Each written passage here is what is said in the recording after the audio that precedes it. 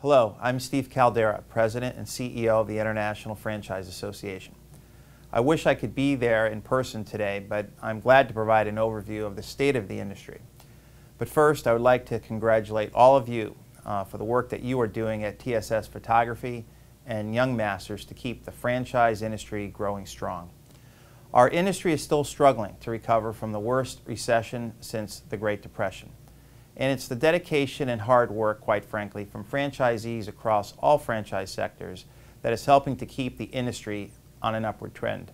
I also want to congratulate my good friend and fellow Red Sox fan, Joe Linden Mayor, who is a true franchise leader and who has done so much for the IFA and the industry overall. Joe, your support of FranPAC, our Political Action Committee, Franchise Congress, our grassroots network, and VetFran, our veterans-related initiatives, is very much appreciated. You certainly have set the bar for other leaders, and I commend you for your efforts and accomplishments. Thank you so much for your ongoing support of the IFA. You've been great. At IFA, our mission is straightforward: protect, enhance, and promote this great industry we call franchising. With a highly skilled and dedicated staff in Washington, D.C., in partnership with strong volunteer leaders on the board, the committees, task forces, and forums we work relentlessly each and every day on this mission through our government relations and public policy initiatives, our media and public relations programs, and our education and professional development events. And I think we are making strong progress. First, how is the industry doing? According to the IFA's mid-year 2012 economic forecast released at the end of May, the franchise industry is projected to grow modestly in 2012. The forecast indicates that the number of franchise establishments in the United States is projected to increase 1.7%, which is down slightly from the December 2011 forecast of 1.9%. Employment is projected to increase 2.2%, 177,000 new jobs to a total of 8,106,000 workers, up slightly from the original forecast of 2.1%.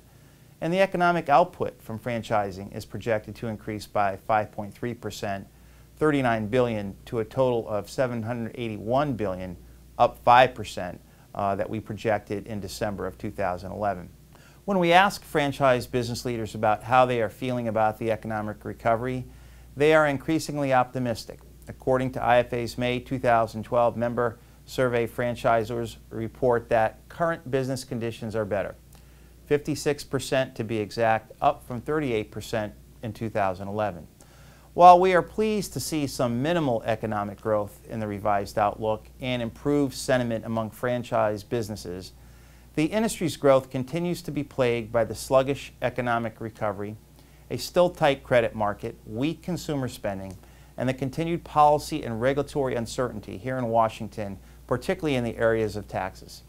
We are working to urge Congress to pass an immediate and seamless extension of the business tax extenders this year, including the 100% bonus depreciation, 15-year leasehold improvements, the work opportunity tax credit for lower skilled workers and the long-term unemployed, vow to hire heroes credit, and permanent repeal of the estate tax.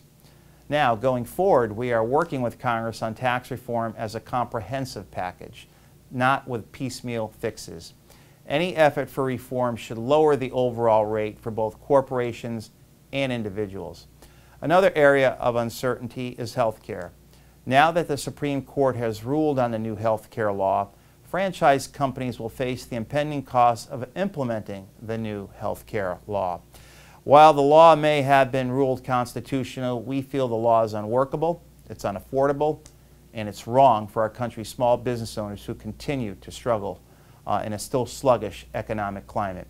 According to our analysis, in a study that we commissioned by the Hudson Institute, upholding the law means that 3.2 million jobs at franchise businesses continue to be at risk due to the employer mandate provision, thereby discouraging and disincentivizing the creation of new jobs and business expansion. We will continue to work with Congress to fully repeal the law and start over with a health care reform effort that enacts reforms that provide access to care at an affordable cost for franchise small businesses and their employees.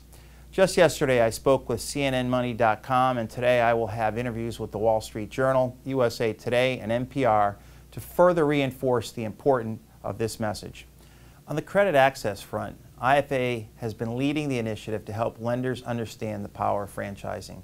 Last year in 2011, for the first time, and again on April 17, 2012, the franchise industry and IFA, through its Small Business Lending Summit, brought together leaders from the franchise, financial services, and policy communities to tackle a major challenge. The financial crisis left in its wake a severe credit crunch for small businesses, especially franchise small businesses. With this crisis impacting everyone in our industry, we began a dialogue with our colleagues in the lending and policy communities to address the challenges in order to get capital flowing again to small businesses. With our lending industry trade association partners, we launched a credit access campaign in April 2011 to pursue a campaign of education and outreach, development of turnkey tools and solutions to create better bank-ready borrowers, if you will, and enhanced advocacy to limit unnecessary, costly, and burdensome regulations.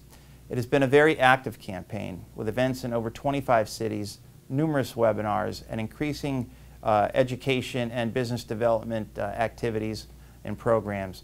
We have also been grateful for the strong support of the Small Business Administration, led by Karen Mills. By all measures, our campaign has been a success.